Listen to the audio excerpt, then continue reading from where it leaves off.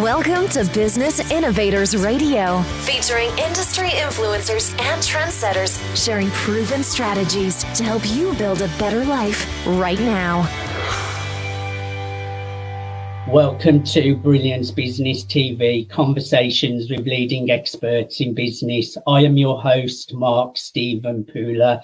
We have a wonderful guest today, Andy Brown, and our topic today is the meaning of success. We are streaming live on Facebook, Twitter, Instagram, LinkedIn, YouTube.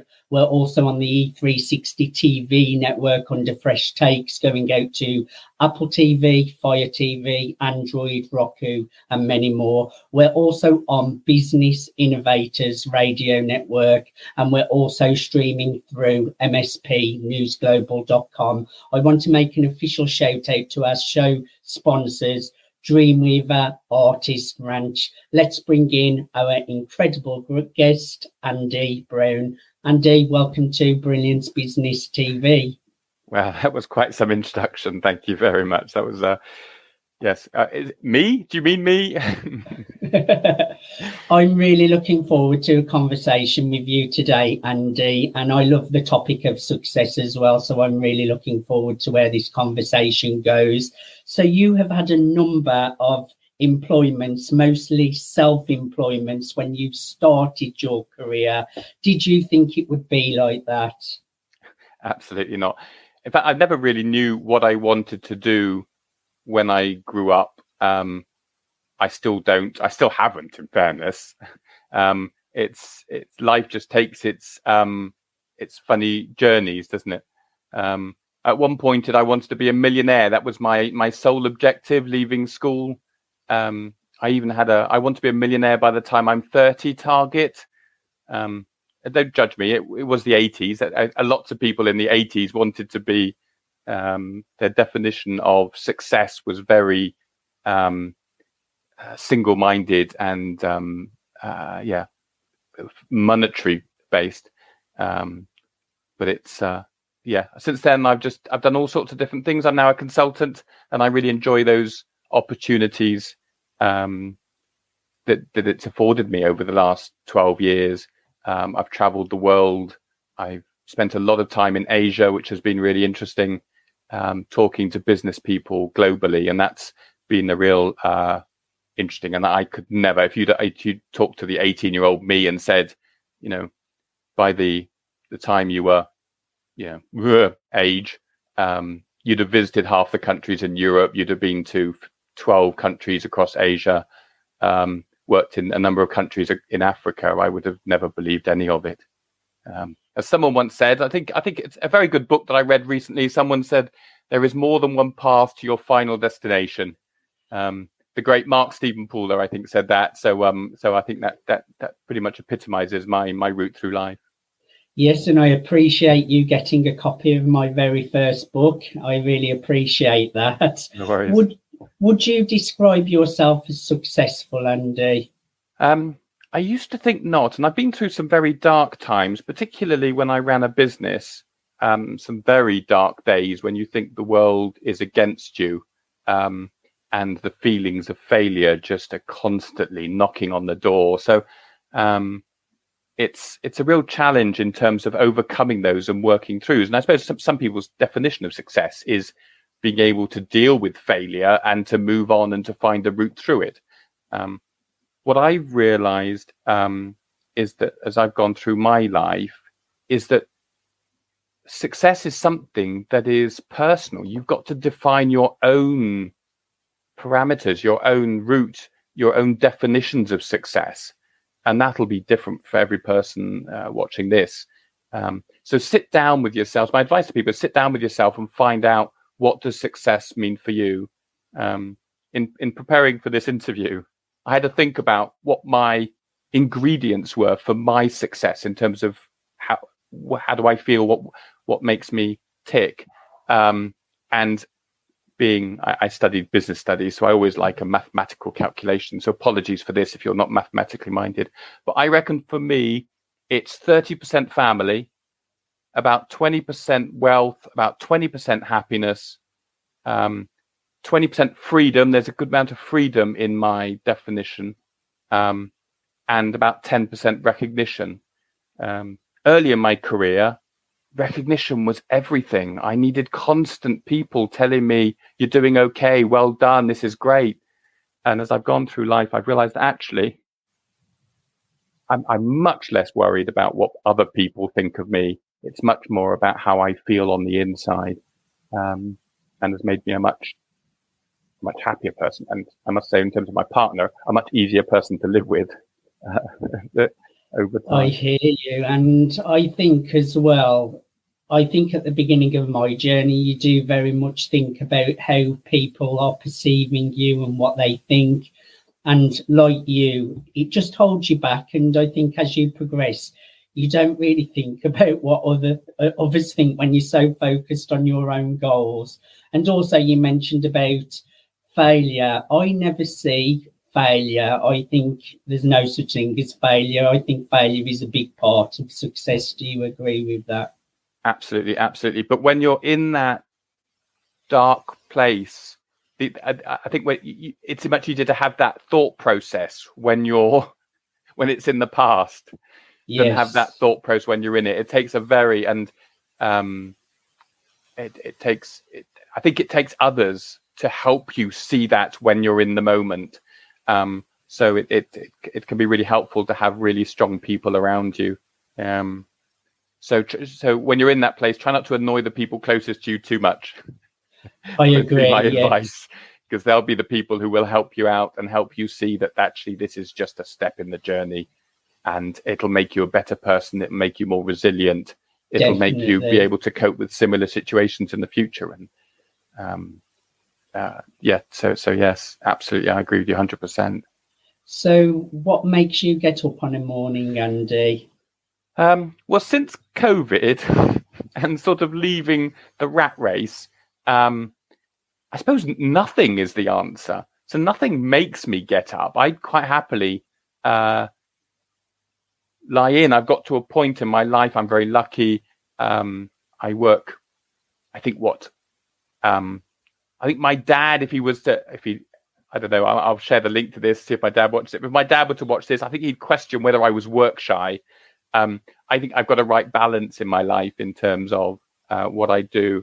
So when I do get up, it's always something new. It's always something that I've never done before. Those are the things that really make me enthused in the morning. But sometimes it's not at getting up time. This can be 2:00 in the morning, 4:00 in the morning.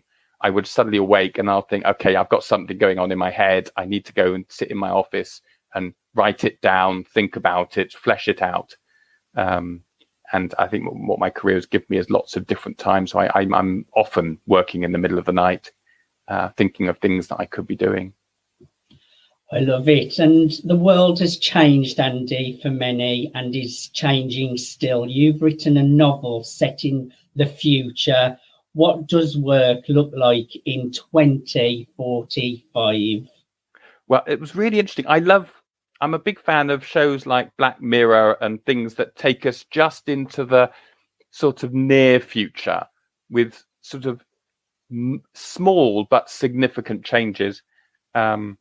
And as I started to think about what are my characters in this novel, it is a novel, so don't hold me to any of this, but what might happen. And I think one of the possibility routes that we might go as a human race, if that doesn't sound too pretentious, is to move away from the concept of work and think about the things that we do as activities. So if you take away the concept of work and play and switch that up for activities, there are things that some of us do, like me writing my book, for example. At the moment, it's my first book. I'm an independent author. I'm doing it pretty much by myself. I am paying for someone to publish my book. For me, it's very much at the hobby end of the spectrum in terms of this activity. But there are some people at the other end of the spectrum for whom writing is their day job. If they weren't being paid for it, they wouldn't be doing it. Yes. So every activity we do, whether it's playing golf, some people do it for fun. It costs them lots of money. Some people do it to make to earn a living. Cleaning, um, playing music, or whatever it might be, the activities that humans do. And if we change the dynamic away from what is a job and what is not a job towards what are the activities that we do, some of them we do them for fun, some of them we do them because we have to, then we start to see where I think future might go. And I think what artificial intelligence, robotics, technology, all of that, it's going to push away at these activities that we do where we have to do them, the job end of the spectrum. I'd like to think that we get a situation where we're all doing things that we love to do and that we would do whether we were getting paid for them or not, but that we do get paid for them. That would be a great world to live in, Andy, wouldn't it? That would. We can make it happen. Let's start the movement. Let's make this happen. So, Andy, going forward, are you a consultant, an educator, or an author? A colleague said to me recently, I said, I don't really know if people, because we're obsessed with this question, aren't we? You meet someone for the first time and they immediately say, what do you do? As if that's the most important thing about someone. And I'm never sure that really is. I think who we are is more important than what we do, but that's a debate for another day. I had a friend who described me as having a portfolio career. This is flavor of the month. I mean, it makes it sound like it was planned. My life's not been planned. My publisher asked me, how do I describe myself? Tell me a bit about yourself, and at the back of sleeve of the book. And the word I came up with is, I'm a flitter. I'm like a magpie. If something new comes along, it's like, ooh, something shiny, something interesting. I'll try that. So and several times during my career, I've started back at zero because it was a new direction. It was something interesting. Obviously, I started back at zero after my business wasn't as successful as I'd hoped it would be, and I had to leave under a cloud. I always try and do things, lots of different things, and to see what I might enjoy, because life is short. It's not a rehearsal, as they say. This is it. So try many things and take opportunities as they come along. My book's the latest thing. I'm really enjoying it. Whether I'll be a successful author, who knows? Yes, who knows what the future holds? It's as we know, in the last 3 or 4 years, it's taken some paths that none of us could have imagined. Well, I would like to talk about your book a little bit, Andy. So tell us a little bit about the book. Who is it for? What's it about? Well, it was therapy for me to some degree. So I wrote it during COVID. So I was writing it mostly 2001, early 2002. So it's set in the future, in a community that's been built to protect against some of the challenges that we've faced over the last 3 years. So it's a community that can be closed off, that protects you from maybe another pandemic, maybe the effects of climate change. Both of those are key features in my book. But it follows this character, Sam, who's non-binary in terms of their self-identification, because I find gender to me is fascinating, and the challenges that we have with gender currently. So we follow Sam's journey as they become mayor of this community, and then bad things happen. So we end up in pandemic number 2. We end up with a climate change disaster hitting Europe, and it's Sam's way of dealing with those. They close the borders, they close their community off, but then the challenges that they face are within the community, not without, thus trapped. I hope that's not too much of a spoiler. That takes you to about chapter 3 in the book, so hopefully people won't feel that that's too much of a spoiler. And it's about the human dynamics, really. So there's some element of my training in there on terms of how people building trust, people building relationships, how to build strong relationships, So that I've sort of weaved in a bit of behavioral theory into it, and I hope that won't put people off. But it is really a journey of one person battling against the odds, and you'll have to read it to find out whether Sam succeeds or not. But yeah, really enjoyed writing it. I mean, it's given me opportunities to do all sorts of things now. I've done book signings. I did open mic afternoon, which was really nice. Really quite interesting. So lots of opportunities it brings. So my tip to people, if they say everybody has a book in them, start writing. Write it down.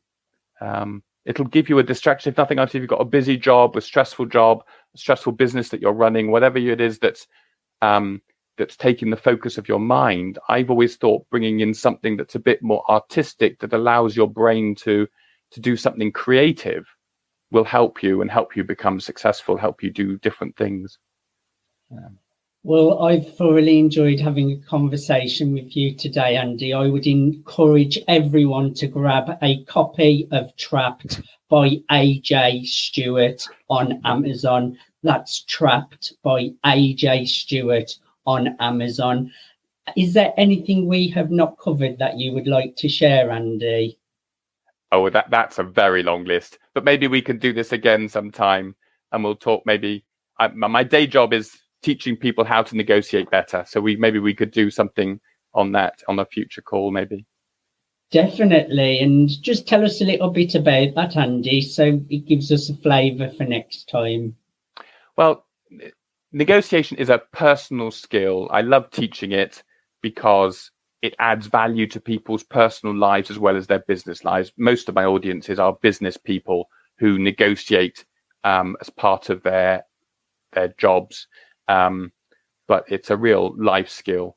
I'll leave you with a sort of a taster in terms of the best negotiators. The best negotiators in the world are children. The reason why children are the best negotiators in the world, round about the age between 7 and 10.